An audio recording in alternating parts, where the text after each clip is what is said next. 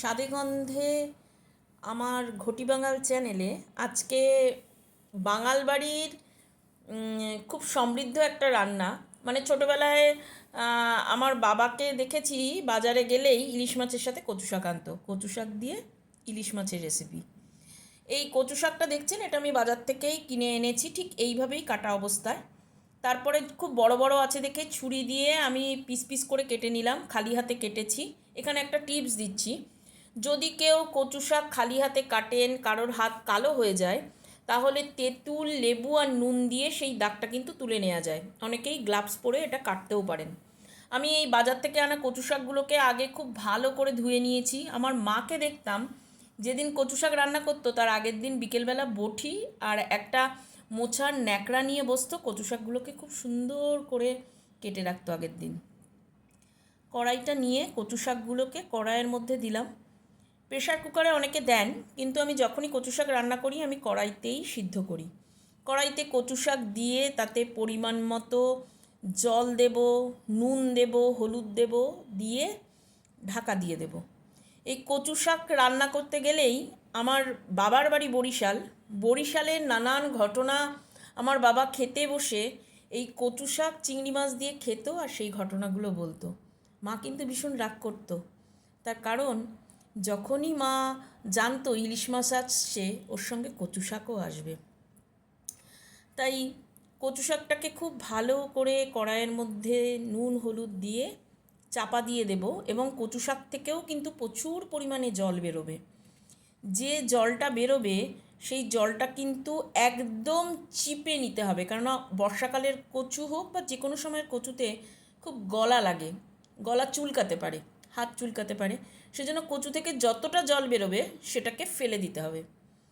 মশলাটা এবার রেডি করে নিই। আদাগুলোকে ছোট ছোট করে কেটে নিলাম, নিয়ে মিক্সিতে দিলাম। যাদের বাড়িতে শিলনোড়া আছে তারা শিলেও মশলাটা রেডি করতে পারেন।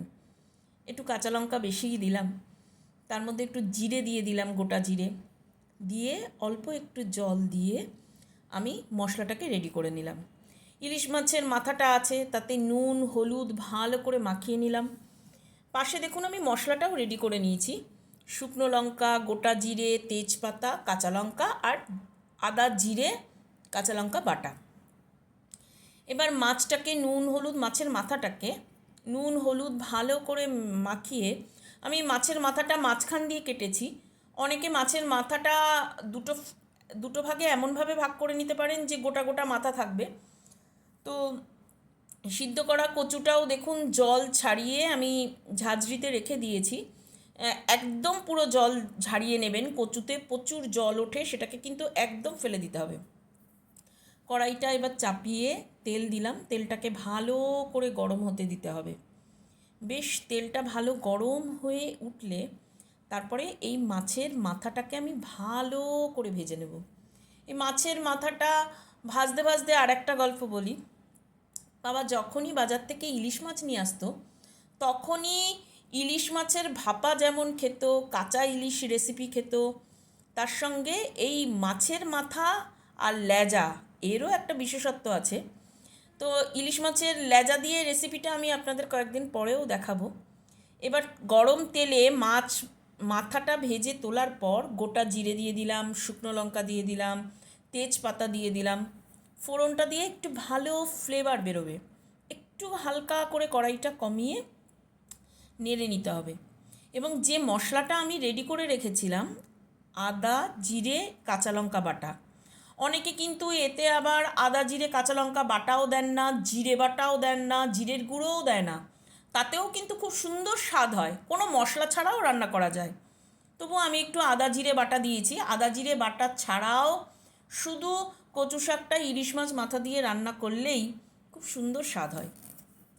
আদা জিরে লঙ্কা যে বাটাটা দিলাম সেটা ভালোভাবে ওই ফোড়নে দেয়া মশলাগুলোর সাথে কষিয়ে নিতে হবে।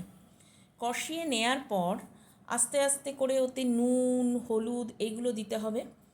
দিয়ে যে কচু শাকটা আপনি একদম জল বের করে রেখে দিয়েছিলেন সেই কচু শাকটাকে সিদ্ধ করা, সেই সিদ্ধ করা কচু শাকটা এই মশলাটার মধ্যে দিয়ে ভালোভাবে কষাতে হবে। এবং এই কষাতে কষাতে বা এই রান্না করতে করতে সেই ছোটোবেলার স্মৃতিগুলোই বারবার মনে আসে। বাবা একটা বড় থালায় খাবার নিয়ে বসতো, তার সঙ্গে এই ইলিশ মাছ দিয়ে কচু শাক খেতে আমার বাবা খুব ভালোবাসতো। তাই কচু শাকটা রান্না করতে গেলে ইলিশ মাছ দিয়ে আমার বাবার কথা, বাবার বরিশালের তার ছোটোবেলার তার সমস্ত আত্মীয় পরিজনদের কথা খুব মনে ওঠে।